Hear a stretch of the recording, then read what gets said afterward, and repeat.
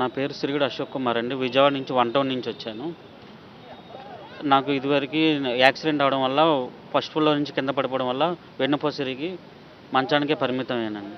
2 కాళ్ళు ప్యారలైజ్డ్, 2 కాళ్ళు పనిచేయవు. కనీసం యూరిన్ మోషన్ కూడా ఏమీ తెలియదు. కూటమి ప్రభుత్వం వచ్చినాక 15,000 రూపాయల పెన్షన్కి వచ్చింది. గత నెల జనవరి నెలలో వెరిఫికేషన్కి డాక్టర్ గారి ఇంటికి వచ్చి చెక్ చేశారండి. కనీసం ఇంటికి వచ్చి లోనికి వచ్చి గుమ్మం లోనికి వచ్చి కూడా ఏమి టచ్ చేసి కూడా ఏమి చూడకుండానే వకీల శాతం తగ్గించి 15,000 కాస్త పెన్షన్ని 6,000కి కుదించారండి. దానికోసం అర్జీ పెట్టుకోవడానికి కలెక్టర్ గారి దగ్గరికి వచ్చాను. నాకు 2020లో శాంక్షన్ అయింది. 2020లో 5,000 పెన్షన్ వచ్చింది. 5,000 కాస్త కూటమి ప్రభుత్వం వచ్చినాక 15,000 రూపాయలు చేసింది. 15,000 రూపాయలు కాస్త ఇప్పుడు మన వెరిఫికేషన్ పేరుతో 6,000 రూపాయలకి కుదిచ్చారండి. ఇదివరకు గతంలో 90% ఉండేదండి. ఇప్పుడు 85 వేసారండి. 85%.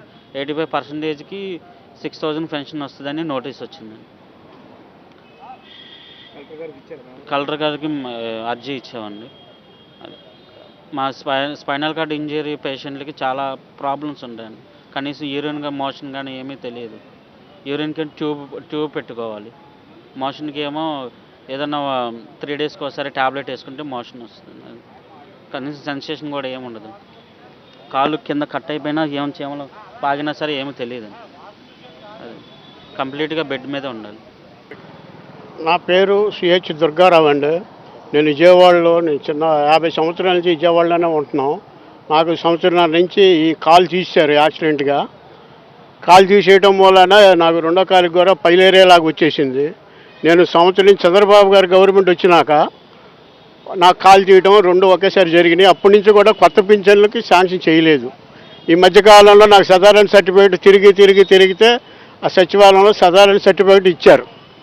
ఇస్తే అది పట్టుకొని మళ్ళీ కలెక్టర్ ఆఫీస్ చుట్టూ ఇప్పటికి 2 నెలలు 3 నెలల నుంచి తిరుగుతూనే ఉన్నా. వారం అప్లికేషన్ పెట్టుకుంటున్నాను. కానీ కొత్త పింఛన్లు శాంక్షన్ అవ్వట్లేదయా, వస్తున్నప్పుడు చేస్తాం అంటున్నారు. నా పరిస్థితి చాలా పేదవాడిని. నేను ఇదివరకు హాకర్స్ని బీసన్ రోడ్లో వ్యాపారం చేసుకునేవాడిని. ఇప్పుడు ఈ 2 కాళ్ళు నాకు నడవలేని స్థితి, పేదవాడిని. నా పిల్లలు ఎవరో చూడట్లా. నాకు ఈ గవర్నమెంట్ ఏదైనా సాయం చేస్తుందేమో అని నేను కలెక్టర్ ఆఫీస్ చుట్టూ ఇప్పుడు 2 నెలల నుంచి తిరుగుతున్నా. అది సార్ ఇట్లా అది చేస్తే ఏదైనా చిన్న బడ్డీ కొట్టో కూరగాయలు పెట్టుకొని బతుకుతాం నేను నా భార్య అని నేను గవర్నమెంట్కి చాలా రిక్వెస్ట్గా చాలా వినయంగా చెప్పుకుంటున్నా. అయినా నన్ను పట్టించుకునే నాదుడు లేడు. కాబట్టి దయచేసి పెద్ద ఆఫీసర్స్ మా యందు దయించి పేదవాళ్ళని కూడా మీరు చూడాలి, ఆదుకోవాలి. మాలాంటి వాళ్ళకి దృష్టిలో ఉంచుకొని ఏదైనా చట్టం ఏదైనా మీరు సవరించి మాలాంటి వాళ్ళు తొందరగా ఏదైనా పింఛన్ సాయం చేస్తే బతుకుతాం. లేదంటే ఇక మేము మనసాన పడి సావడం తప్ప వేరే మార్గం లేదు.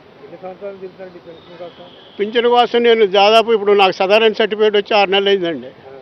అప్పటి నుంచి తిరుగుతూనే ఉన్నా. అప్పటి నుంచి ఓపెన్ అవ్వాలి అసలు. అదేమంటే ఇక్కడ ఇప్పుడు అవ్వట్లేదయా, ఇదివరకు మామూలుగా ఇచ్చేవాళ్ళు ఆఫీసర్సు, ఇప్పుడు అది కాదు, పై నుంచి రావాలా, మాకు కంప్యూటర్లో రావాలా, కంప్యూటర్లు వస్తేనే అప్పుడు మేము ఇస్తాం, ఇదివరకు అంటే డాక్టర్ సిఫార్సు చేసి ఇచ్చేసేవాళ్ళం అని కొంతమంది ఆఫీసర్లు చెప్పారు. ఇప్పుడు ఆ మాట దాని మీద నేను నిరుత్సాహపడకుండా అప్పటికి తిరుగుతున్నా. అయినా కూడా నాకు దరిదాపురం కనపట్లేదు సార్. దయ ఉంచి మీ సవరణ చేస్తారో, మాలాంటి పేదలను ఆదుకుంటారో లేదా మంచాన పడి సావమంటారో పెద్ద ఆఫీసర్స్ మీరే నిర్ణయించి మాకు సాయం చేయవలసిందిగా కోరుతున్నాను. అందరికీ నమస్కారం. నా పేరు పులిపాటి దుర్గారెడ్డి. నేను వైఎస్ఆర్సీపీ పార్టీ రాష్ట్ర దివ్యాంగుల విభాగం అధ్యక్షుని.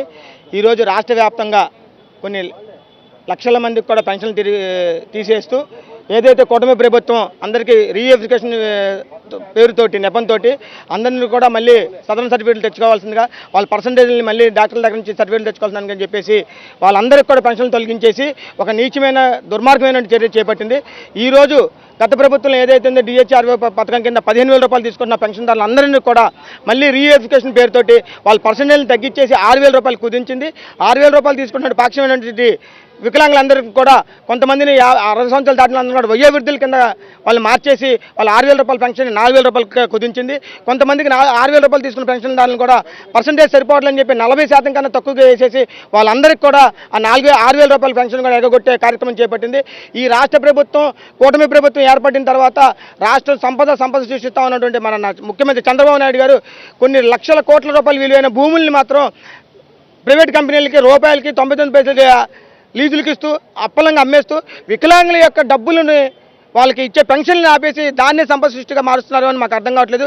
వికలాంగులు చాలామంది కూడా పేదవాళ్ళు ఆ పెన్షన్ డబ్బుల మీద ఆధారపడి జీవనం సాగిస్తున్న వాళ్ళకి నెలకి సరిపడినటువంటి మెడిసిన్ కానివ్వండి లేకపోతే ఇంకోటి ఇంటికి కానివ్వండి వాడుకున్నటువంటి 15,000 రూపాయలు కూడా కట్ చేసి వీళ్ళందరికీ కూడా వాళ్ళ యొక్క ఉసిరిని కూడా ఈ కూటమి ప్రభుత్వం పోసుకుంటుంది. ఈ కూటమి ప్రభుత్వంలో చేసినటువంటి ఈ అన్యాయ అక్రమాలను కూడా ఏదైతే గత ప్రభుత్వంలో వైఎస్ఆర్ జగన్ గారి గవర్నమెంట్లో పెన్షన్లు ఏ విధంగా ఇంటికి వచ్చి ఉదయం తెల్లవారుజామున 6 గంటలకే ఇచ్చేవాళ్ళు, కానీ ఈరోజు కూటమి ప్రభుత్వం ఏర్పడిన తర్వాత వీళ్ళందరికీ కూడా సచివాలయానికి పిలిపించుకొని 12 దాకా 1 గంట దాకా సాయంత్రం 5 గంటలకు 6 గంటల దాకా కూడా వెయిట్ చేయించి వాళ్ళందరినీ అక్కడ ఇప్పించి అప్పుడు పెన్షన్లు ఇచ్చే కార్యక్రమం చేపట్టారు. అది గత ప్రభుత్వంలో ఉదయం తెల్లవారుజామున 6 గంటలకే వాలంటీర్ వ్యవస్థ ద్వారా ఇంటికి వచ్చి అందిస్తే పెన్షన్లు ఈరోజు వాళ్ళ చుట్టూ తిరిగే విధంగా చేసుకుంటున్నారు. వీటన్నిటిని కూడా మేము తీవ్రంగా ఖండిస్తూ రానున్న రోజుల్లో సెప్టెంబర్ 1వ తారీఖున యథావిధిగా ఏదైతే గతంలో వైఎస్ఆర్ కాంగ్రెస్ గవర్నమెంట్లో పెన్షన్లు అందినా ఆ విధంగా అందకపోతే మాత్రం ఈ ఉద్యమాన్ని మేము రాష్ట్ర వ్యాప్తంగా అన్ని జిల్లాల వారీగా కూడా తీవ్రంగా మేము ఉద్యమం చేసి ప్రతి ఒక్క వికలాంగుడికి న్యాయం జరిగే విధంగా పోరాడతామని తెలియజేస్తున్నాం.